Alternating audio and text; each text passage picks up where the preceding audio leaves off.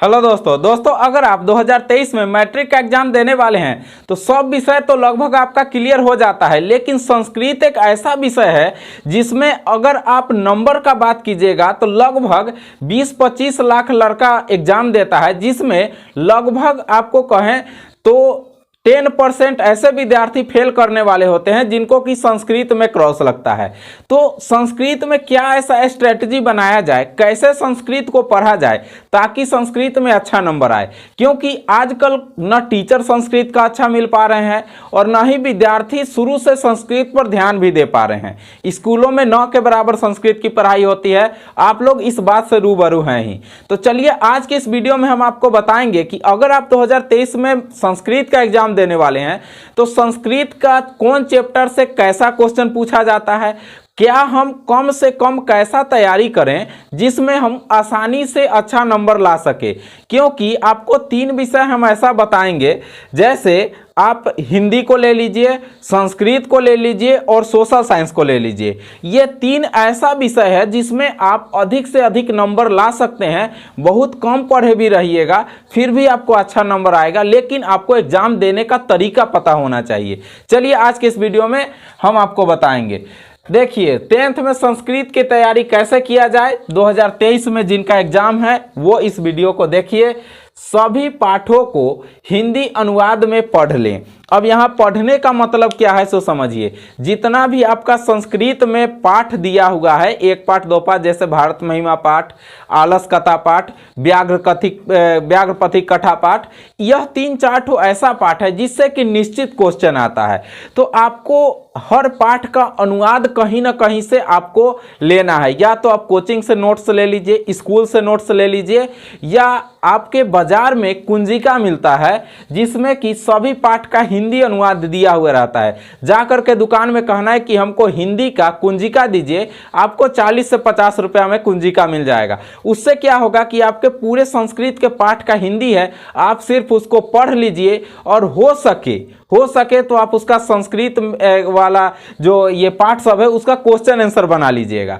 ये बहुत आसान चीज़ है। ज़्यादा से ज़्यादा आपको 10 दिन टाइम लगेगा अगर ज़्यादा टाइम दीजिएगा, 5 दिन पढ़ने में, 5 दिन क्वेश्चन आंसर तैयार करने में, और उस क्वेश्चन आंसर को सिर्फ पढ़ते भी जाइएगा हर संडे के संडे, तो आपको याद रहेगा। कोई खास चीज़ नहीं रहता है, छोटा मोटा कहानी है।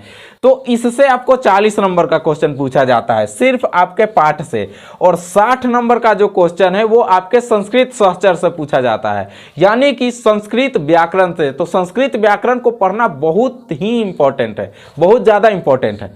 देखिए संस्कृत का सहचर का गहन अध्ययन करना आपको बहुत ज़रूरी है। संस्कृत सहचर की पढ़ाई अगर आप कोचिंग में या स्कूल में कर रहे हैं तो बहुत अच्छा बात है, नहीं तो एक किताब आता है संस्कृत सहचर प्रदीप। संस्कृत सहचर प्रदीप के नाम से ऑनलाइन भी उपलब्ध होगा, न तो ऑफलाइन कहीं पर मिलता है, ले लीजिए। पतला सा, ज़्यादा मोटा किताब नहीं है। एक वो हरा कलर का किताब आता है वो ज़्यादा मोटा होता है। संस्कृत सहचर प्रदीप पतला किताब होता है, ज़्यादा मोटा नहीं होता है, और उसको आप गहन अध्ययन कर लीजिए, पढ़ लीजिए। एकदम हल्का है, वर्ण नहीं सब दिया हुआ रहता है और संस्कृत में दिया रहेगा, उसको पढ़ लीजिएगा तो आपका लगभग 20-30 नंबर आराम से कंप्लीट हो जाएगा। मेन चीज क्या चीज पढ़ना है सो देखिए, लकार पढ़िए, उपसर्ग पढ़िए, प्रत्यय पढ़िए, संधि विच्छेद पढ़िए। इसी से आपका 20 नंबर इससे कंप्लीट होगा। जितने भी लकार आप पढ़ लीजिएगा उससे अनुवाद बनाने आ जाएगा तो 10 नंबर तो इसी एक्स्ट्रा आ जाएगा। उपसर्ग से और प्रत्यय से भी बहुत क्वेश्चन आता है, और उसके बाद संधि विच्छेद से भी ज़्यादा क्वेश्चन आता है 1 नंबर वाला में। अगर इसमें कोई चीज़ का दिक्कत हो रहा है कि आपको नहीं समझ में आ रहा, जैसे उपसर्ग नहीं समझ में आ रहा, प्रत्यय नहीं आ रहा है, बहुत सारा संधि विच्छेद होता है, जैसे मनोहर का संधि विच्छेद मनः जोर हर होता है, तो मनो के जगह मनः क्यों लगा, ये सारा चीज़ अगर आपको नहीं पता है तो आप हमारे कमेंट बॉक्स में लिखिए, हम नेक्स्ट वीडियो उसी पर डाल देंगे। एक बच्चा भी अगर हमसे क्वेश्चन करेगा तो हम वीडियो बना करके डालेंगे, क्योंकि आप लोग अगर अच्छा तरीका से पढ़िएगा आपका रिजल्ट अच्छा आएगा। आगे है पत्र और निबंध लिखना है। पत्र और निबंध अगर आप लिख लेते हैं तो इससे भी बहुत अच्छा नंबर आता है आपका। तो ये लिखने आपको सीखना होगा, क्योंकि ये जितना भी चीज़ है ऊपर से वो सब का उत्तर जो है वो हिंदी में देना है। लेकिन पत्र और निबंध पहले जो होता था, पत्र को भरने वाला बना दिया गया था, फिल इन द ब्लैंक्स, लेकिन ऐसा नहीं है। अब संस्कृत में क्या कर दिया गया है कि पत्र को पूरा लिखना है, एप्लीकेशन, और जो निबंध है उसको भी आपको लिखना है। तो निबंध कैसे लिखे, कम शब्दों में, कम लाइनों में और अच्छा नंबर आए, अगर ये चीज़ भी नहीं जानते हैं तो आप कमेंट कीजिएगा, 100% अब वीडियो बनाएंगे। आगे है 1 नंबर वाले प्रश्न को मॉडल पेपर से सॉल्व करने का कोशिश कीजिए। 1 नंबर वाला क्वेश्चन आपके लिए बहुत इंपॉर्टेंट है, 50 तो क्वेश्चन पूछता है। इसके लिए आप मार्केट से कोई भी प्रकाशन का मॉडल पेपर ले लेते हैं, बहुत सारा प्रकाशन, किसी हम प्रकाशन का नाम नहीं लेंगे, लेकिन कोई भी प्रकाशन का आप मॉडल पेपर लीजिएगा तो आपको एक फायदा होगा कि उससे आप बनाते जाइएगा। जैसे संस्कृत सहचर पढ़ते गए और वो किताब वाला अनुवाद को पढ़ लिए, ये दोनों से मैचिंग करके आप उसके 1 नंबर वाला क्वेश्चन को सॉल्व करने का कोशिश कीजिएगा। और धीरे धीरे कभी आपको 20 ठो सही होगा, कभी 30 ठो सही होगा, कभी 35, कभी 40, इस तरह से रेशियो अपना बढ़ाइएगा और आपका 100% संस्कृत की तैयारी हो जाएगी। अगर इतना करने के बाद भी संस्कृत का तैयारी नहीं होता है और आपके पास अगर टाइम बचा हुआ है तो आप हमें कमेंट बॉक्स में 1-2 बार जरूर हमें बता दीजिएगा, ताकि हम संस्कृत के ऊपर एक स्पेशल वीडियो ले आएँ आधा घंटा का, जिसमें कि आपको और अच्छा तरीका से बता सके।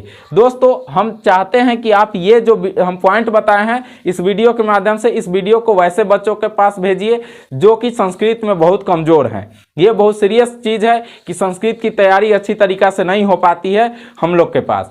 तो हम आपको पूरी संस्कृत पढ़ाएंगे, इसका नोट्स, PDF सारा कुछ देंगे, अगर आप इस वीडियो को शेयर करते हैं और भी लोगों के पास भेजते हैं। तो दोस्तों, कैसा लगा ये वीडियो हमें कमेंट में बताइएगा और इस वीडियो को लाइक भी जरूर कीजिएगा। मिलता है फिर से एक नेक्स्ट वीडियो में, तब तक के लिए अपने अभिषेक सर को दीजिए इजाज़त।